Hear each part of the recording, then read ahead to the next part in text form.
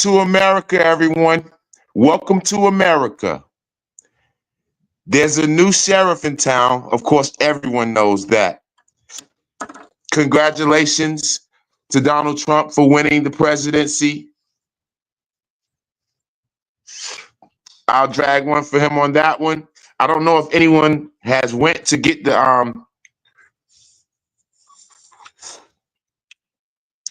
I don't know if anyone has went. Hey, SA, can you pull up the Donald Trump kicks?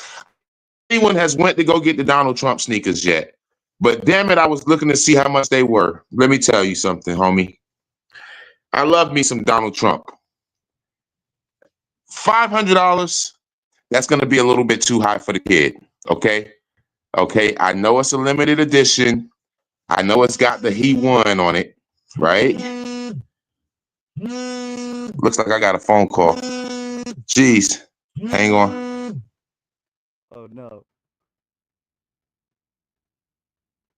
It's too early for this.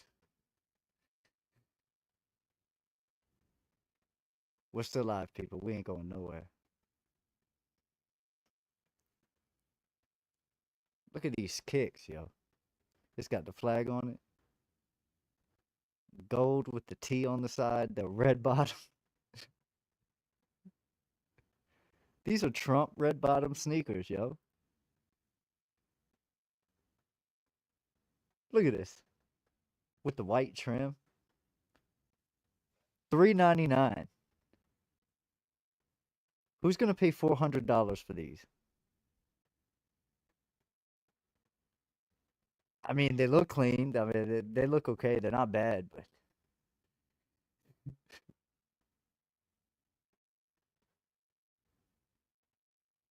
they're no Air Force Ones.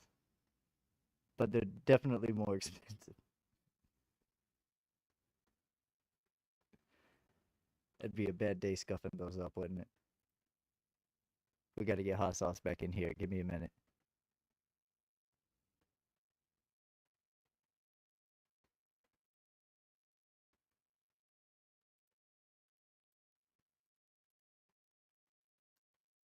I push buttons, yo. I'm pushing so many buttons right now.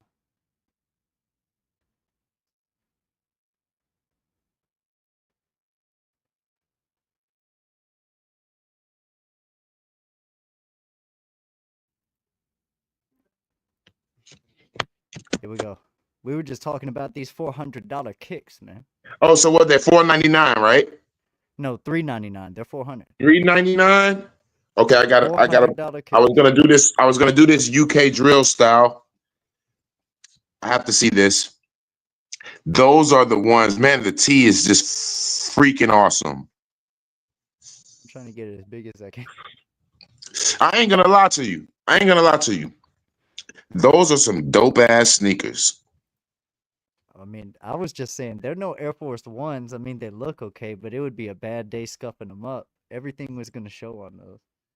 Well, yeah, and trying to find something to match. You just have to go with an all white T-shirt and some black jeans with a red hat or something with the Make America Great Again hat.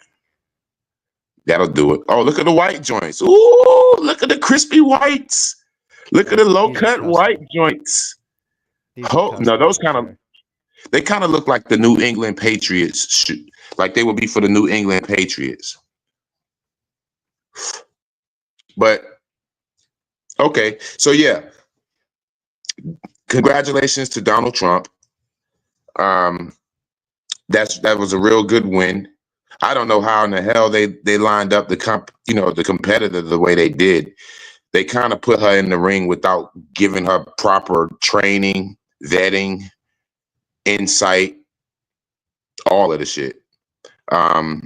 So yeah, I'm glad it worked out the way it did. Also, I'm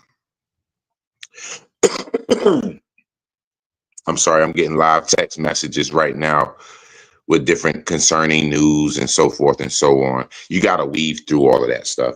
But yeah, so Kamala Harris, I saw a brief exit interview from her 2 nights ago. And man, let me tell you something. This woman was drunk. She was literally drunk on her exit interview. You can tell when someone's drunk and she might even have been on a perk. You can tell. You can tell. I'm hitting this blunt right now, but then I'm going to bring Emoji Face back. And when Emoji Face comes back, he's going to really be saying some real foul, close to community guidelines, banning shit. So just prepare, because we got a few things we're going to get into tonight. All right, so Kamala Harris, drunk as hell in Hawaii. She did her, excuse me, I got some shatter in this. I got weed and shatter in here.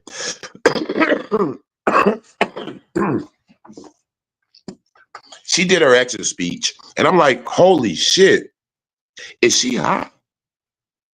Is she drunk? She got really emotional. She was very happy, very consoling. She looked high, man. She looked like somebody I wouldn't mind hanging out with, you know, getting high and drinking a little bit, maybe see if I could flip her or whatever. Yeah, she looked pretty damn good. But that being said, it doesn't necessarily mean I would have wanted her as my president. Looks don't run, you know, looks don't make decisions for me. I really, really like Donald Trump. All right, so moving on. Some more news that took place that, you know, because it's been a while since we went live with you guys. So I got a few bases I need to cover since we spoke before. My boy Drizzy Drake. Drizzy Drake has launched an all-out war against Universal Music Group. This is some big shit. This is really, really huge. Okay, really huge. Let me give you the backstory on it. So before the Kendrick and Drake beef,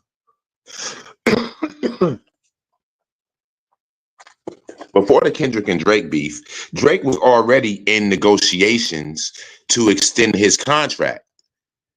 The last contract he got, okay, I'm gonna say a few numbers that I don't make. It's a good chance most of our audience don't make. So don't let it be a trigger to you. All right. So trigger warning. I'm going to speak numbers. So they gave Drake like $400 million for the last deal. Now this is some very good shit here. So now it's time to renegotiate and move on to the next deal. Drake wants 600 million. Drake wants over $500 million. So they don't want to give him that. If anyone knows the record industry, as a label, your best chance of getting the most out of your asset is at the beginning, when your asset has not increased leverage. Drake's been in the deal so long. Drake's been making so many hits. He sold so many records, sold out so many shows, packed so many arenas. He has a lot of leverage. So instead of it being 80-20, like it's usually where the label has 80% and the artist gets 20%, let's reverse that. Let's say Drake is getting 80% and Universal's getting 20%. Now, how enticed are you to put a big budget behind somebody that you're only going to collect 20% on? I'd rather put a little budget behind this guy over here I'm collecting 80% on. It makes more business sense. So, no, they don't want to give him that money. They don't want to give him that money. So then, they go and bring in this cocksucker, culture vulture. I'm going to call Kendrick Lamar a fucking culture vulture. I'm going to say it. Mr. Hot Sauce. Kendrick Lamar is what I would call a culture vulture. Let me explain why. Okay.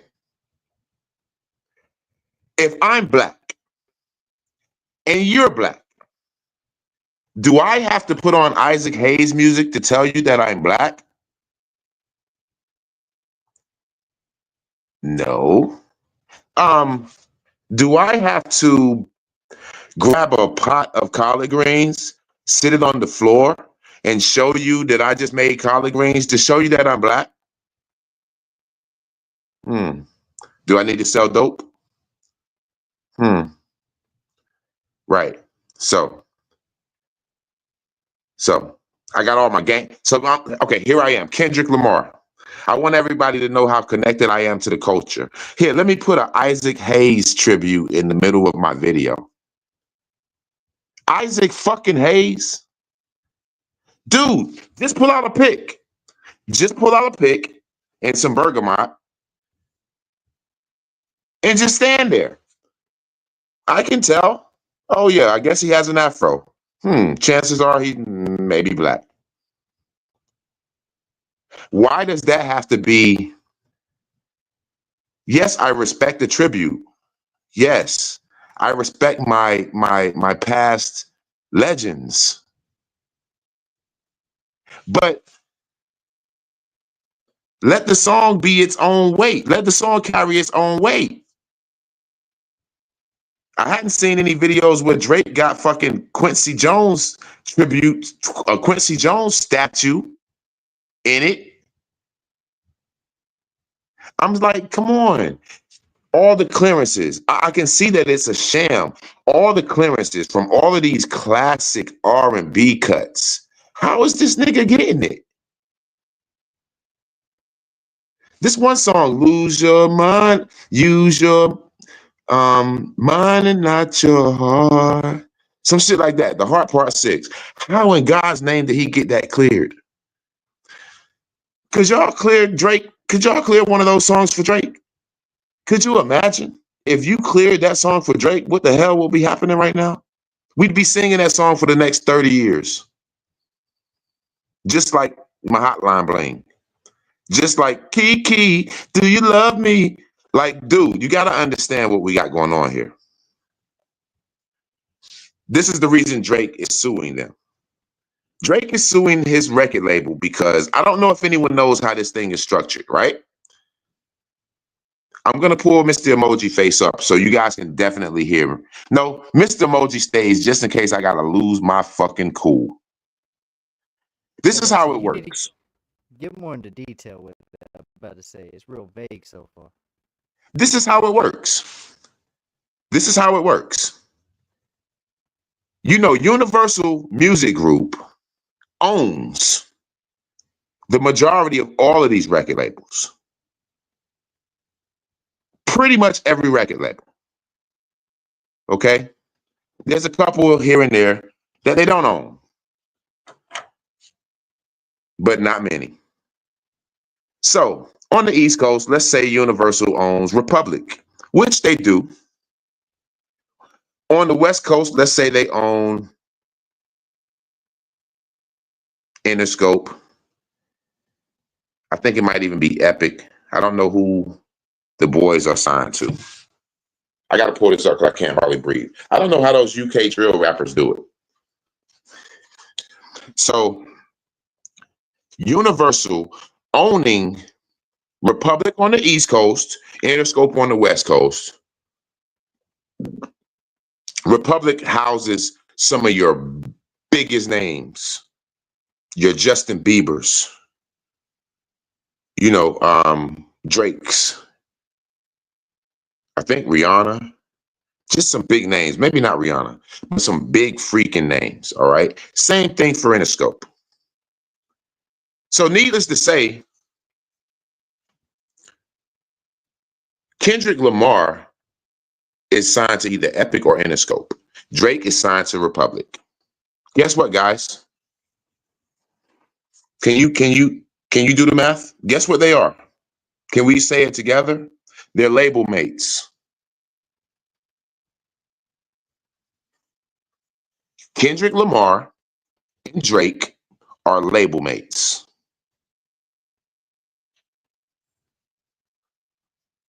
That being said, you mean to tell me you're going to let, now this is me, I'm being Drake, and I'm speaking to my label. You mean to tell me you're going to let this nigga over here call me a pedophile and defame my name and my brand and my product, and you're not going to put a stop to that? And I'm your artist. I'm your biggest selling artist. You're not going to stop this? Oh, you're putting money behind it? See, because the lawsuit is, he's suing them because the marketing money, he's suing them for fake bots and streams. Okay. Okay.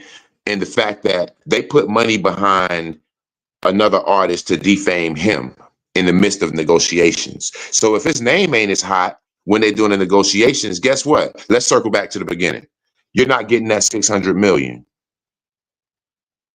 So I don't know if anyone followed how I just did this, but I did the short Cliff Note version.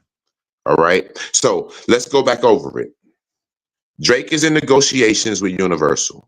Universal is a parent company of Kendrick Lamar and Drake.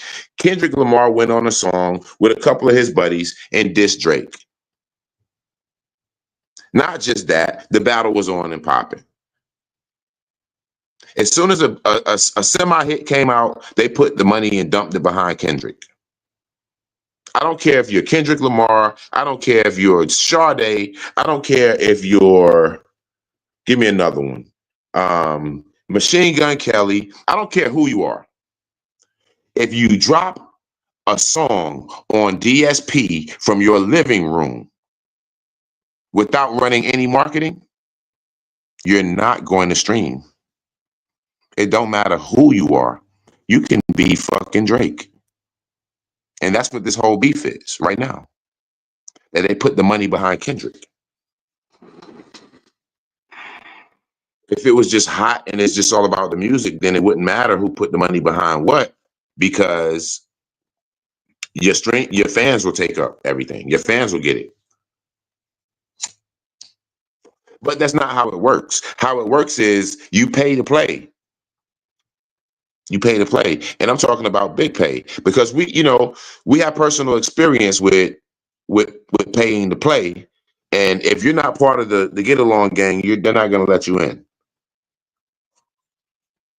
I don't care how much you pay, who you know. So Drake is going to war with UMG. Let's think about two huge artists from our past that went up against their record label and things didn't go so well. I can't hear you guys, but I'll give you a second to think. Yeah, who could you possibly be talking about, man? I mean, who do we know So, that that's ever happened to? so here's two big ones. It's happened to a plethora of people, but here are two big ones. And I don't know if this is my best angle, but I'm just bringing it because it's been a while. And this information needs to be conveyed. All right, so let's start with the first big artist, Prince. Prince went up against his record label. That's where you get the symbol. When he changed his name to the symbol, that's because he didn't have rights to use Prince. He changed his name to the artist. Yes, which is a symbol. Yeah. Yeah. That's the whole cross thing. Yeah, the whole male-female shit, which is another podcast. All right, so it's a whole movie. He didn't have rights to Prince.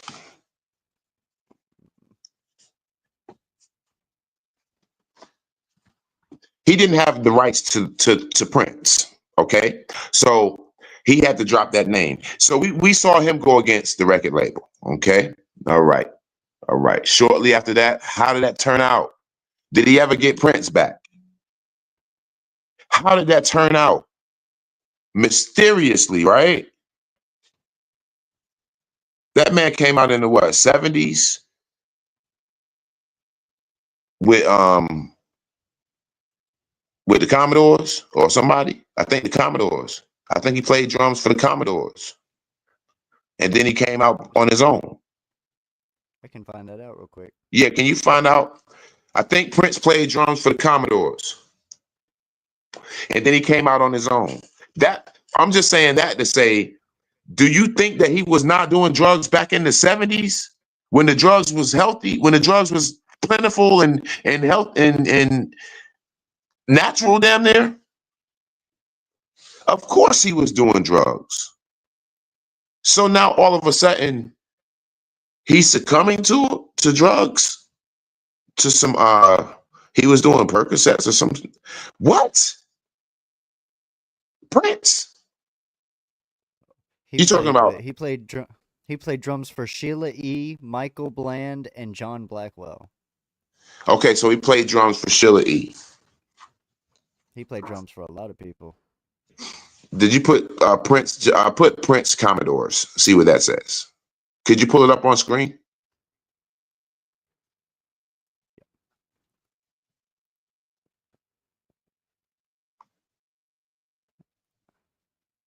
What?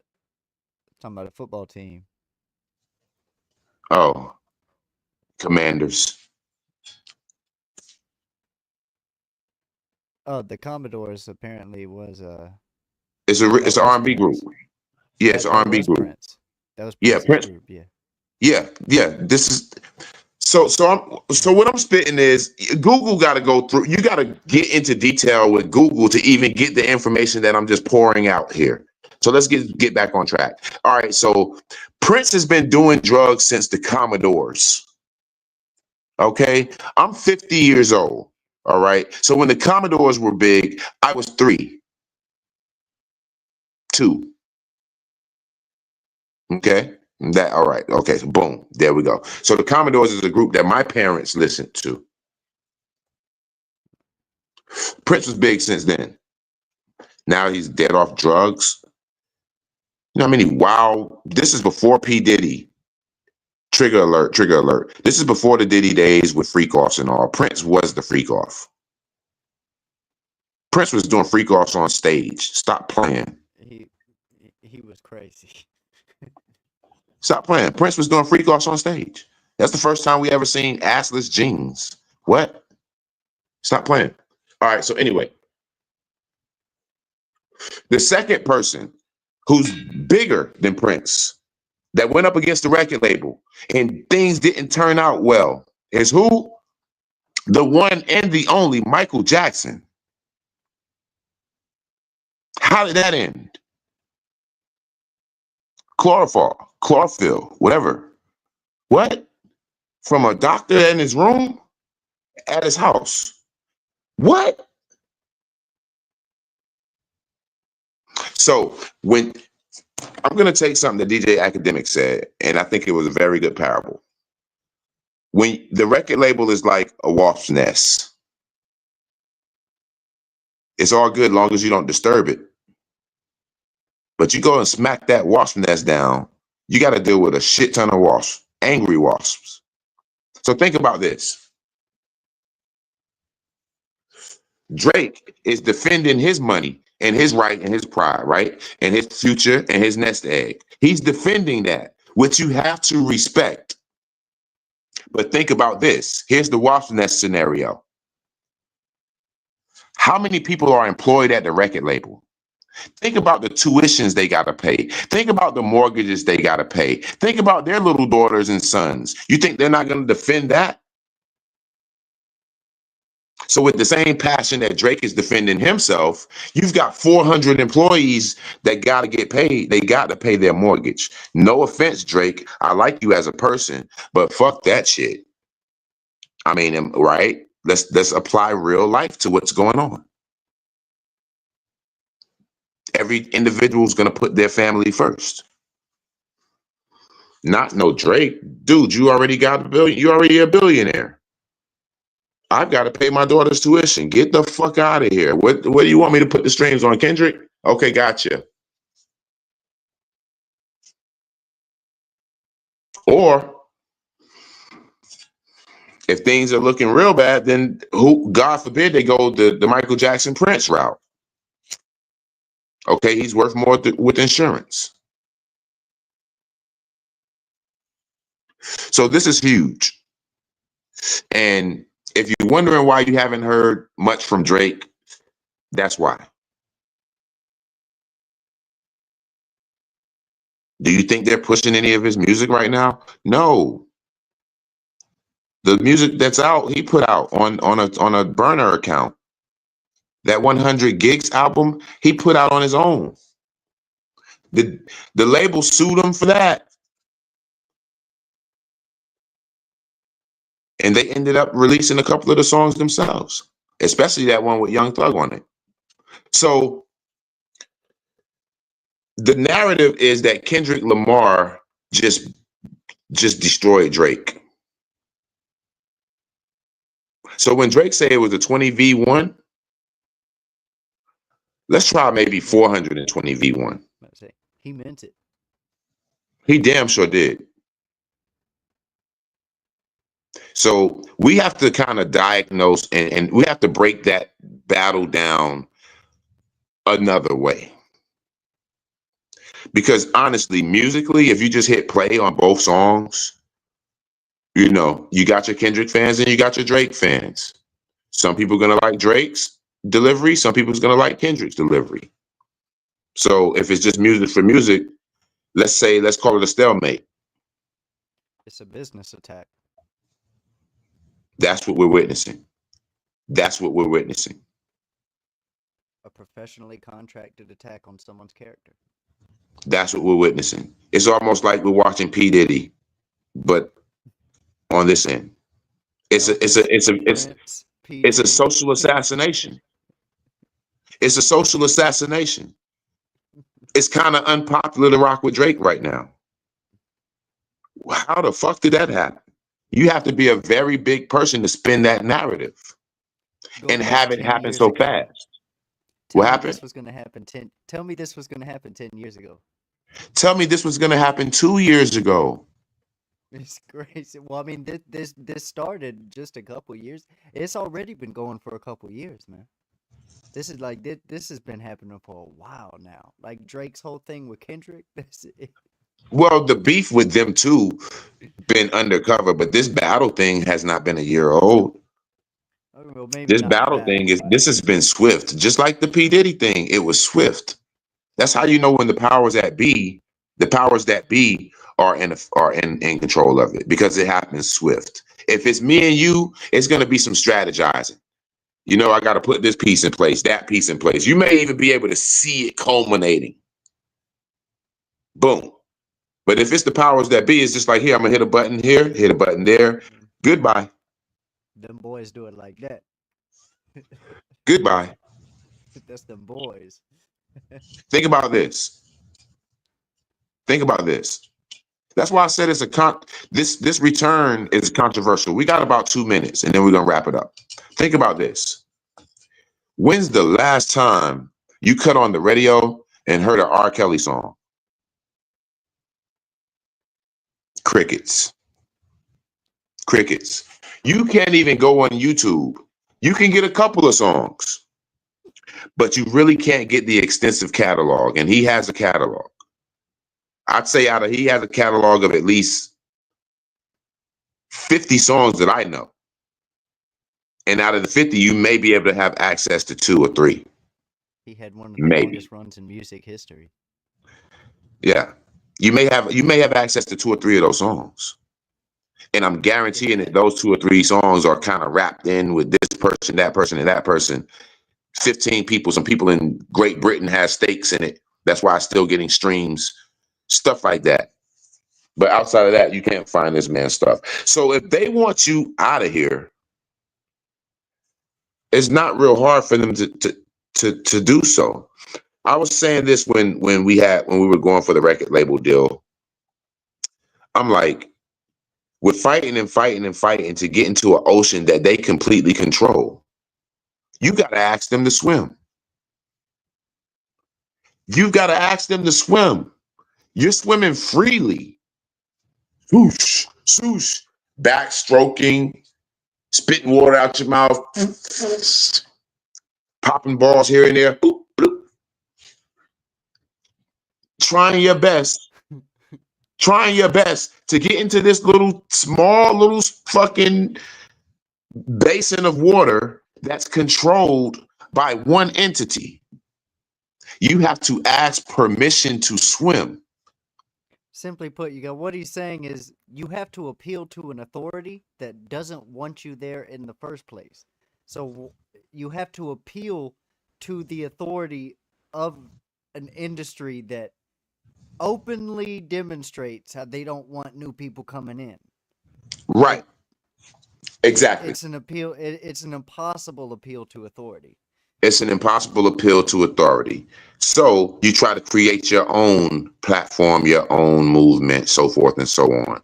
I'm going to tell you That like doesn't work this. either. Well, I'm going to tell you like this. If you're okay with, and this is me being honest and not trying to be an asshole or anything. This is me being honest from experience and from compassion to artists and so forth. I've invested quite a bit of money in this industry, so I'm able to speak on this. So, if you as an artist in today's climate, if you're okay,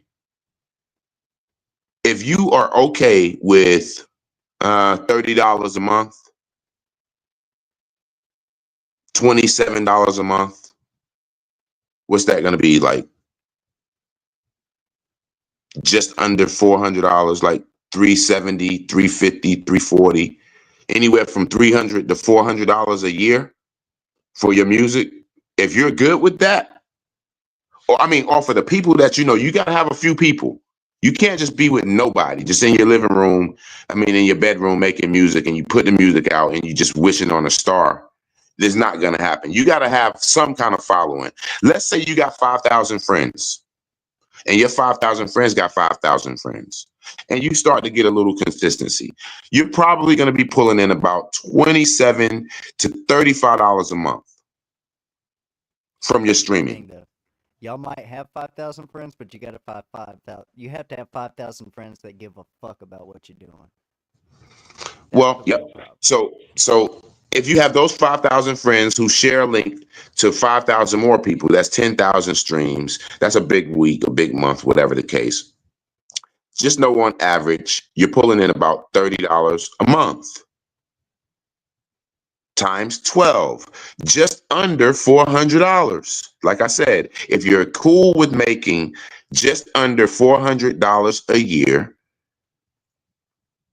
for your craft, so let's say, so that's 400 that this year. How much did you spend on studio time recording all this stuff this year? I'm pretty sure it's going to be more than $400. If you got your own studio, how many light bills did you pay? Okay, so now, all right, so that's that. How many showcases did you go to? That's another $100, $200 you had to pay to even get involved in that.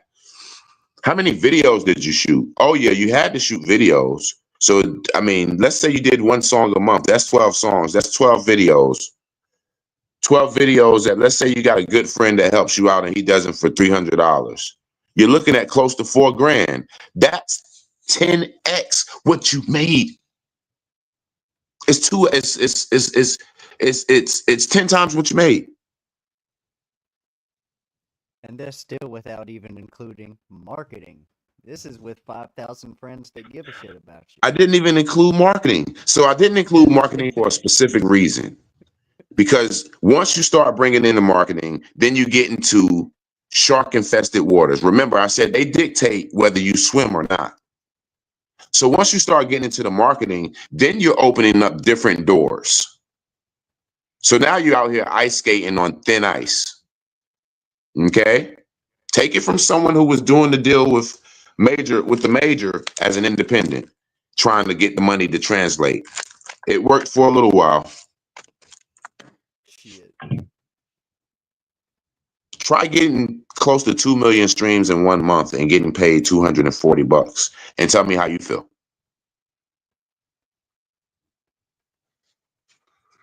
Try making those streams off of just a handful of artists too. So just a few. So for Drake to go up against this conglomerate of a beast, good luck.